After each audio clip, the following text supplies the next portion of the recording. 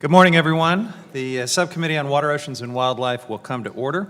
Subcommittee's meeting today to hear testimony on 3 bills related to conservation of birds and other wildlife, along with 4 water-related bills. Under Committee Rule 4F, any oral opening statements at hearing are limited to the chairman, the ranking member, the vice chair, and the vice-ranking members. This allows us to hear from our witnesses sooner and keeps members on schedule. Therefore, I ask unanimous consent that all other members' opening statements will be made part of the hearing record if they're submitted to the clerk by 5 p.m. today or the close of the hearing, whichever comes first. Hearing no objection, it is so ordered. I also ask unanimous consent that the gentlepersons from the following gentlepersons from Michigan, Representative Dingell and Kildee, be allowed to sit on the dais and participate in today's proceedings. Do we have other members that were? All right. Hearing no objection, it is so ordered. All right, thanks for joining us today, everyone. This is a hearing where we'll be discussing 7 bills, several of which are bipartisan bills that reflect the breadth of this subcommittee's jurisdiction. 3 of the bills work to protect birds and other species, and the remaining 4 aim to spur water management improvements and investments in our water infrastructure. On the wildlife side, first we have H.R. 1446, the Multinational Species Conservation Fund's Semi-Postal Stamp Reauthorization Act. That is a mouthful. Authored by Representative Clay, this would require the U.S. Postal Service to sell stamps that raise money for the Multinational Species Conservation Funds.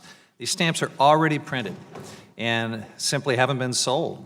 And since the original act expired several years ago, it makes sense to pass this bill. Second bill, Representative Van Drew's H.R. 2685, would reauthorize the Wild Bird Conservation Act, which promotes international wild bird conservation. With the recent news on biodiversity loss, we need to do all we can to preserve species, starting with the conservation tools that we already have. Finally, we'll consider Representative Lowenthal's discussion draft of the Migratory Bird Protection Act, which amends the Migratory Bird Treaty Act, or MBTA.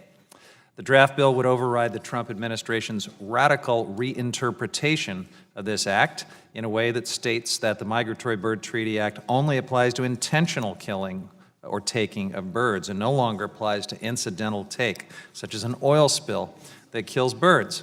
It's the same pattern that we keep seeing, unfortunately, from this administration. The oil and gas industry is prioritized above public well-being and a healthy environment and wildlife for future generations.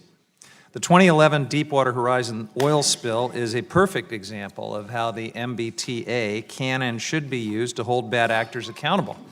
That spill killed more than 1 million birds, and BP was ordered to pay $100 million in fines for violating the MBTA, which then went toward restoring important bird habitat.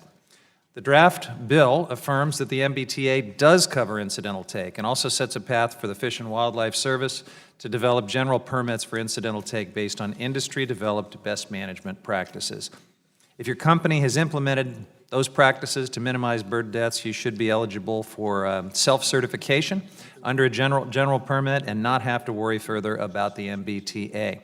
It's common sense, a straightforward approach, and I applaud Representative Lowenthal for putting this forward. Moving on, the water-related legislation we'll hear about today is designed to increase water infrastructure investment and improve our nation's water management. With climate change projections showing our water supply will be increasingly threatened in the western United States, our approach to water management and investment must be improved and make the most of our resources. H.R. 1162, sponsored by Representative Napolitano, would reauthorize Reclamation's Title 16 Water Recycling Grant Program and increase funding authorization to $500 million. This would authorize significant new investment and help communities become more resilient to climate-induced drought by reclaiming wastewater and putting it to use. Last year, an estimated 431,000 acre-feet of water was made available through Title 16 projects. That's enough to supply 3.5 million people with water for a year. With increased investment, we could provide a reliable water supply for millions more. Next, we have H.R. 2473 from Representative Josh Harder. This bill is aimed at providing water supply reliability in California's Central Valley and other parts of the country. It would establish a new Water Infrastructure and Drought Solutions Fund, funded through revenues from the Reclamation Fund to pay for ground and surface water storage, water reuse, and water use efficiency projects. The Reclamation Fund was established by Congress to help pay for Western water projects with revenues from natural resource royalties, water project repayment, and other sources. Over the past 2 decades, deposits into this fund have far exceeded expenditures. Given this discrepancy, this bill would increase expenditures from that fund to help pay for water-related priorities. The bill would also support groundwater recharge planning efforts, creating a new X Prize to promote advancements in water technology, and reauthorize the Reclamation's Rural Water Supply Program to help address rural drinking water needs. Finally, the bill authorizes a new program modeled on WIFIA, the Water Infrastructure Finance and Innovation Act. It's a program to offer low-cost financing for states, tribes, and local governments to fund water infrastructure projects. This program is designed to accelerate investment in water infrastructure at a lower cost to the Treasury, a good thing. Also on the agenda is H.R. 1976, the PFAS Detection Act of 2019, introduced by Congressman Dan Kildee in recognition of the health threats posed by a class of man-made chemicals called, and I'm going to attempt to pronounce this, perfluoroalkyl substances. Dan will correct me. But they're known widely as PFAS, and it's a big deal. This bill would direct the USGS to establish a standard for detecting PFAS and initiate nationwide sampling to determine the level of PFAS exposure in our rivers, streams, and lakes. Finally, we'll address H.R. 967, the Clean Water for Rural Communities Act, from Representative Gianforte. This bill will help advance 2 drinking water projects in rural Montana. It'll authorize the Interior Secretary to construct the Muscle Shoal Judith Rural Water System and to further study the Dry Redwater Project. I look forward to hearing more about that and the other bills on the agenda today. There's a lot of work to do, so with that, I'll turn it over to the ranking member for his opening statement. Thank you, Mr. Chairman. The subcommittee meets today to hear 3 bills involving wildlife and 4 involving water that evoke Shakespeare's lament of a tale full of sound and fury signifying nothing. We have H.R. 1446 by Mr. Clay to authorize the continued sale of multinational species conservation fund semi-postal stamps until they're sold out, although it's not clear why we would authorize the reprinting of stamps that have already been destroyed. H.R. 2685 by Mr. Van Drew would reauthorize the Wild Bird Conservation Act of 1992. H.R. 967 by Mr. Gianforte authorizes certain water expenditures for rural Montana, which is supportable if the bill is amended to conform to the beneficiary pays principle, that the federal money be repaid by the project beneficiaries and not by federal taxpayers. H.R. 1976 by Mr. Kildee authorizes $45 million over 5 years for the U.S. Geological Service to establish standards for per- and polyfluoroalkyl substances that are used in a variety of products. It should be noted that there are a variety of chemicals within this category, and the bill needs to provide regulatory flexibility and not a one-size-fits-all mandate. A discussion draft by Mr. Lowenthal raises more serious questions. It opens the door to overregulation of critical infrastructure development, such as electric transmission and distribution lines, telecommunications towers, and energy development. Its purpose is to protect migratory bird species, but as we will hear, more of these birds are killed by feral cats than by the industries that would bear the burdens contemplated by this bill. Finally, we have 2 bills before us that comprise the biggest disappointment of today's hearing. H.R. 1162 by Ms. Napolitano would permanently extend Title 16 programs that provide grants for local water recycling projects. The Title 16 program has almost $200 million of authorized funding for abandoned projects, none of which this bill deauthorizes, and clearly this program would benefit from more congressional oversight, not less. I've often raised 2 objections to this sort of spending. First, it completely ignores the cost-benefit ratio of such projects, and it forces one community to pay for another community's water projects.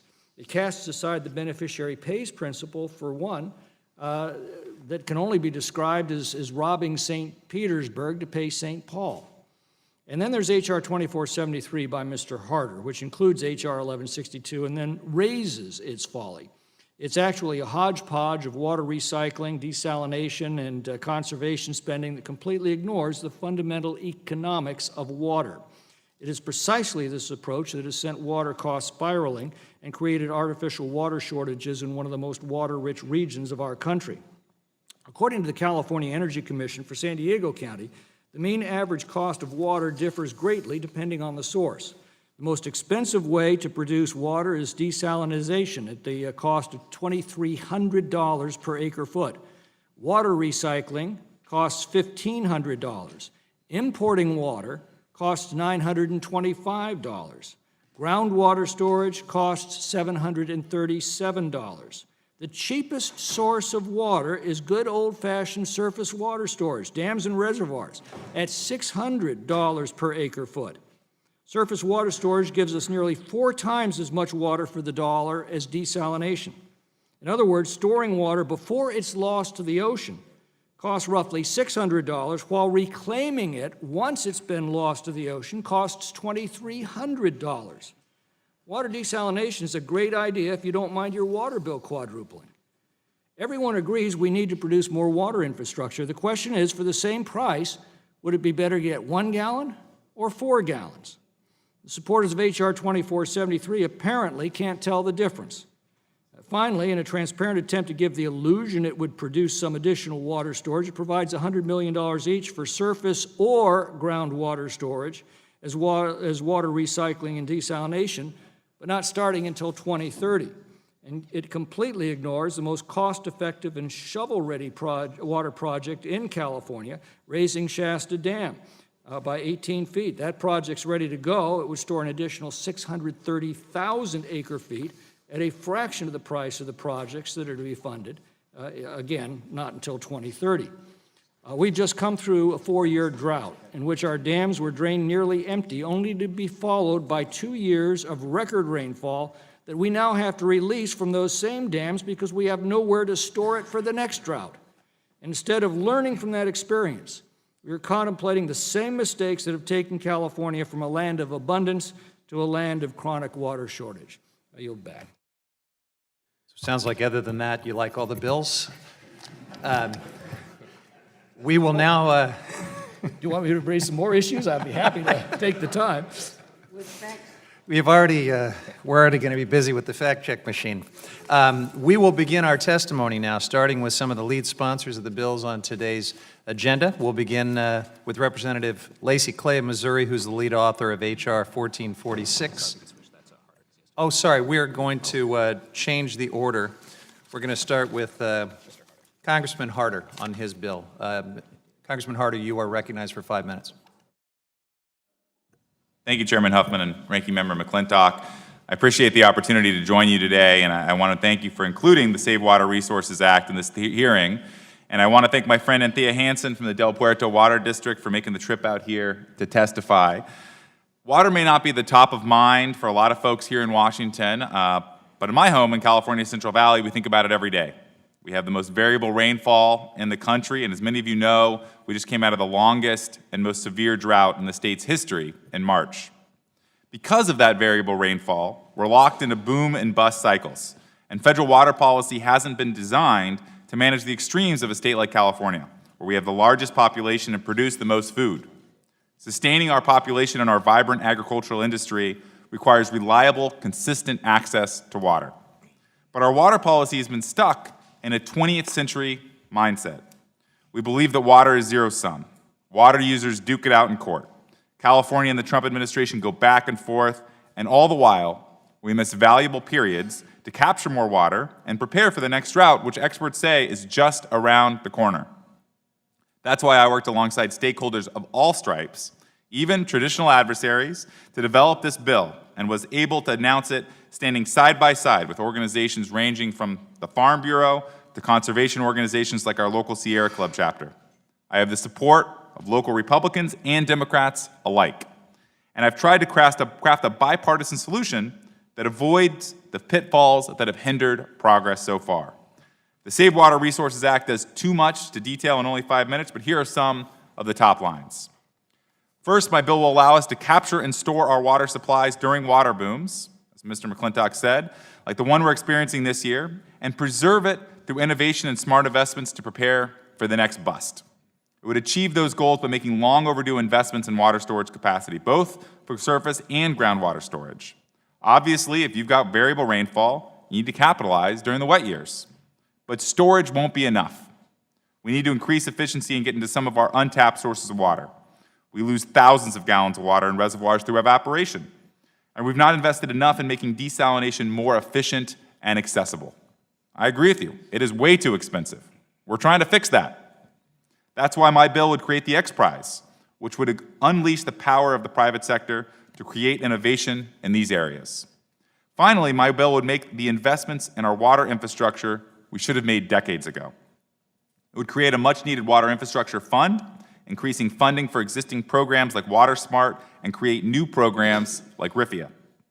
And as many of my California colleagues in this committee know, unsafe drinking water is a big problem in the Central Valley. That's why my bill reauthorizes the Rural Water Supply Program. We need to make sure we provide rural communities with the tools they need to have access to safe drinking water. This is a summary of my bill, but I think it's broken the mold in how we think about water. We're going to be continuing to fight about it for decades to come, for centuries to come, because we've been fighting for it for the last couple centuries.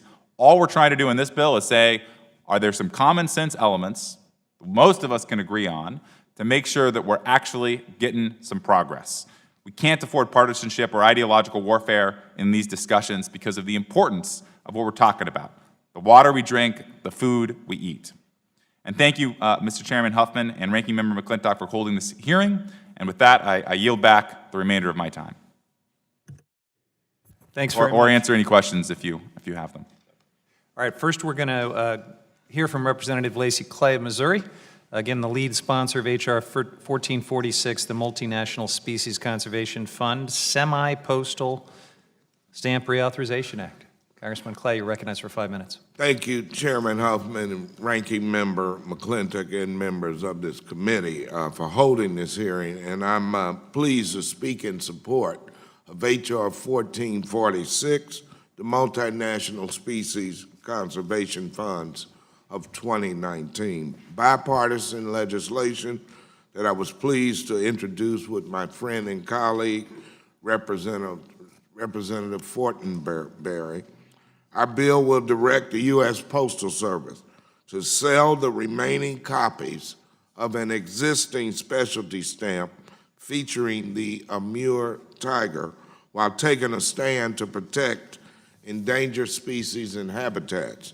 The Multinational Species Conservation Fund semi-postal stamp, commonly known as the tiger stamp, was originally created by an act of Congress in 2010 and first went on sale the following year. Let me be clear, semi-postal stamps are first-class postage. They incur no extra cost to the taxpayers, and the Postal Service retains all normal revenue from the sale and use of these specialty items.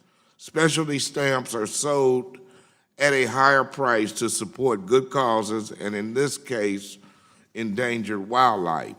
When the tiger stamp was last on sale, it cost 10 cents more than regular first-class postage, with the extra proceeds being allocated to the Multinational Species Conservation Fund. Since the stamp first went on sale in 2011, almost 51 million have been sold, raising $5.7 million for wildlife conservation at no direct cost to U.S. taxpayers. The Tiger Stamp has funded over 100 projects in 35 countries, and this sum was matched by almost $19 million in additional funding provided by NGOs, foundations, private donors, foreign governments, and local communities. Some examples of projects funded by the Tiger Stamp include training and deploying dogs to track and capture elephant poachers in Virunga National Park, the oldest national park in Africa that has been hit hard by wildlife traffickers in recent years. The reintroduction of endangered orangutans into the landscape on the island of Borneo in Indonesia with the support of local communities and stakeholders, and training and equipping special operations teams to protect tigers in India while working with local NGOs and communities to monitor the remaining tiger populations.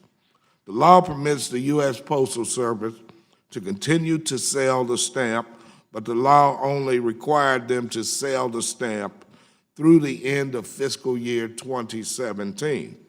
Although 49 million Tiger stamps remain, the U.S. Postal Service chose to take them off sale at the end of 2018.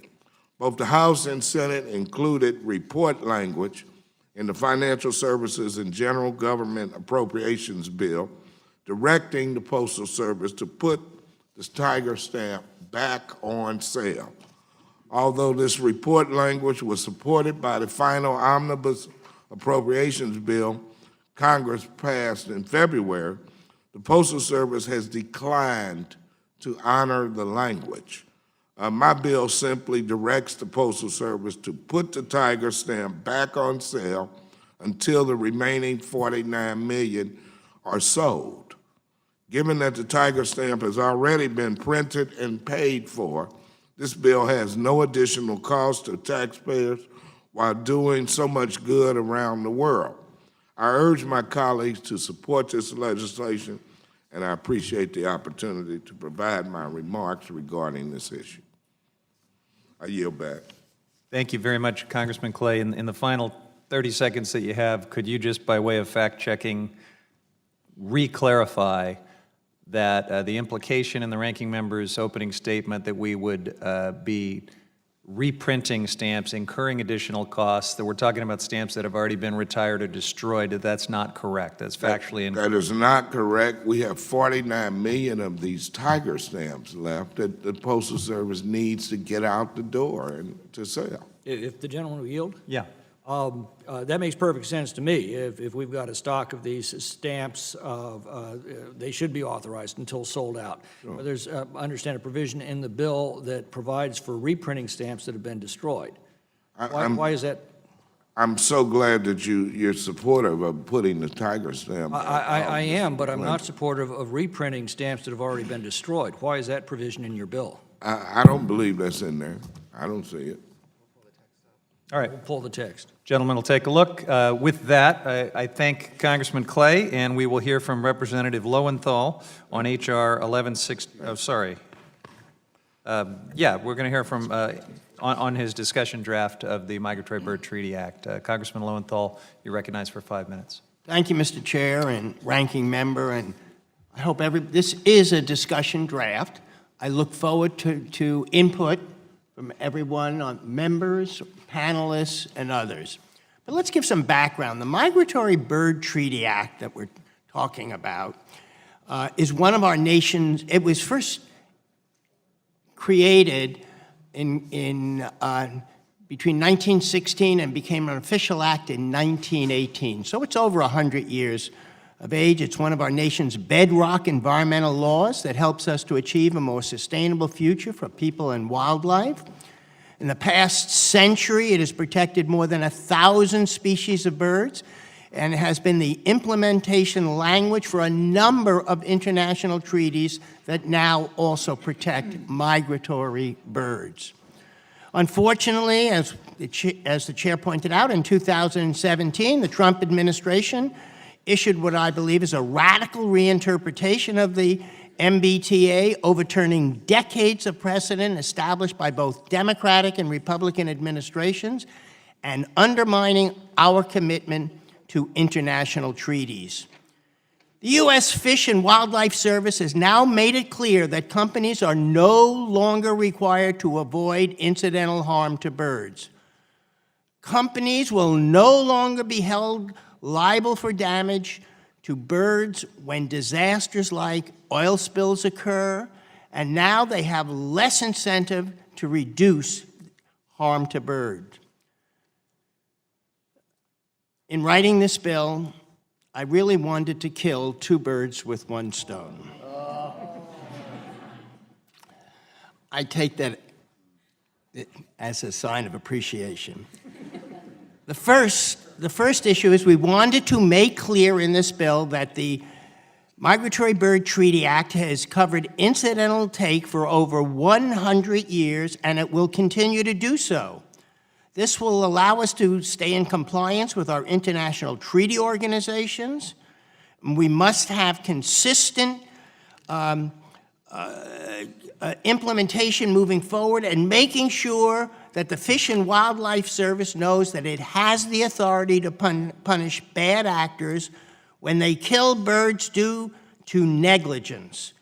The kind of negligence which resulted in disasters such as the Exxon Valdez and the Deepwater Horizon.